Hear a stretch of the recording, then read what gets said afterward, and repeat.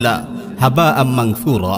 আমি আমার উম্মতের এমন অনেক লোকের কথা জানি যারা কিয়ামতের দিন তিহামার সাদা পর্বতমালার সমতুল্য নেক আমল নিয়ে হাজির হবে, কিন্তু আল্লাহ তাআলা সেগুলোকে বিক্ষিপ্ত ধূলিকণার ন্যায় বাতাসে উড়িয়ে দেবেন।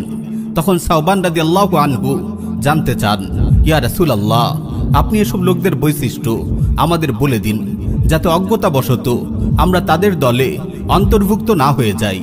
রাসূল সাল্লাল্লাহু আলাইহি ওয়াসাল্লাম উত্তর দেন, আমা ইন্নাহুম ইখওয়ানুকুম ওয়া মিন জিলদাতিকুম ওয়া ইয়াখুযুনা মিনাল লাইল কামা তাখুযুন ওয়ালাকিন্নাহুম আকওয়ামুন ইযা খালাউ বিমাহারিমিল্লাহ ইনতাহাকুহা। তারা তোমাদেরই ভাই এবং তোমাদের সম্প্রদায়েরই লোক। রাতের বেলায় তারা তোমাদের মতোই ইবাদত করে, কিন্তু তারা নির্জনে হারাম কাজে লিপ্ত হয়। আল্লাহ রাব্বুল আলামিন আমাদের হেফাজত করুন। প্রিয় ভাই ও বোন, আমরা যত ইবাদতই করি না কেন, যদি গোপন গুনাহের বদ অভ্যেস আমরা পরিত্যাগ করতে না পারি, তবে আমাদের পাহাড় পরিমাণ নেক আমলও কিয়ামতের দিন খড়কুটোর ন্যায় উড়ে যাবে।